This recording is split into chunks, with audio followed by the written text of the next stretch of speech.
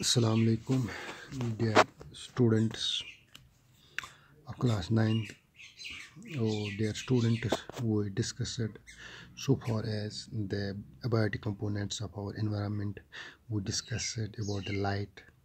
We discussed about the temperature. We discussed the terms related to temperature, that is the hibernation, which we call as the summer, winter sleep of animals, estivation, summer sleep, hibernation, winter sleep of the animals. We discussed the soil, types of soils in India.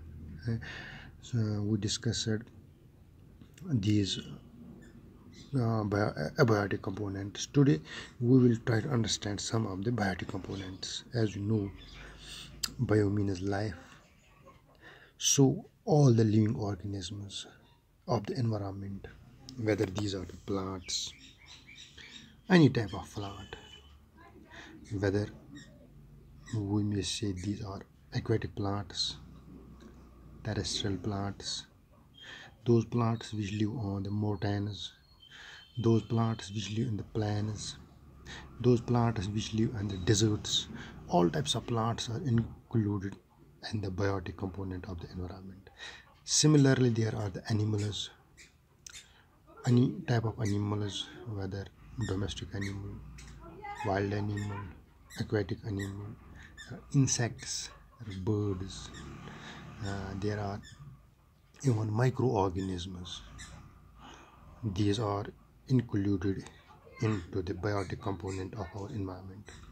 So we can see the biotic component of our environment. It includes the living organisms. It includes human beings. So human beings are also the living biotic component of our environment. So they may be producers of the food. Our biotic component, that is, we see plants are the producers of the food. For example, green plants, autotrophic prokaryotes such as cyanobacteria, consumers like animals, fungi, some bacteria, viruses that are included in the microorganism category also play an important role, and these are the biotic components of our environment. So, dear students, we will try to understand today the plants. What is the role of plants? How plants acts as the biotic component of our environment. So, dear students, as you know, the green plants are called producers of food for all living beings. The leaves and other parts of the green plant synthesize food, carbohydrates and sugar, starch, fats, protein, and release oxygen by the activity called as photosynthesis, which occurs in the chloroplast. Sunlight is the main object, and water and carbon dioxide are used during this. What overall happens, the food is produced in the plants, and food is supplied to us. We say we get different things we get from the plants. We get oxygen from the plants, we get fuel from the plants. Animals cannot survive without plants, and plants cannot survive without animals. So they are interdependent on each other.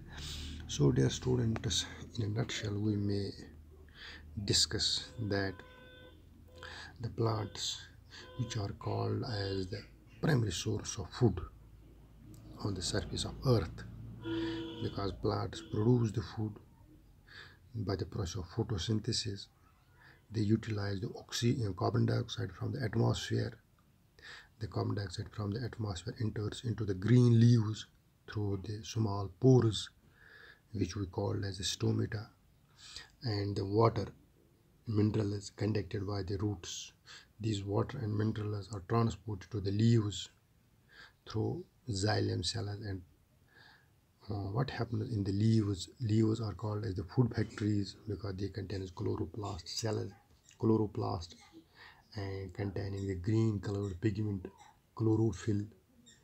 And as you know, during the daytime or in presence of sunlight, the water molecules react with the carbon dioxide molecule and to form the glucose molecule and oxygen. So oxygen is released back into the atmosphere. Food is formed by the plant, that is used by the plant, and some of the food, extra food, is used, stored in the form of starch, which is then used in different forms, fruits, vegetables, and in the form of cereals. And this extra food, the starch, used by other living organisms. So we can say that when the oxygen is not formed by the plants, we are not able to survive. That is why the plants are dependent on animals, because plants produce carbon dioxide for the animals, but the any plants are still dependent on animals because they get carbon dioxide from the plant, from the animals. That is why when we breathe, we release carbon dioxide into the atmosphere. The carbon dioxide is used by the plants. When plants breathe, they release oxygen, which is used by the animals. That is why they are interdependent on each other. Besides this carbon oxygen relation between carbon dioxide oxygen relation between the animals and the plants provide food to all living organisms on the surface of earth. That is why they are called as the food factories on the surface of earth. So dear students, we will discuss adaptation, different types of plants, what type of plants are cultivated where, in which part of environment. And dear students, we will discuss it in another video. Stay connected, stay at home, stay safe.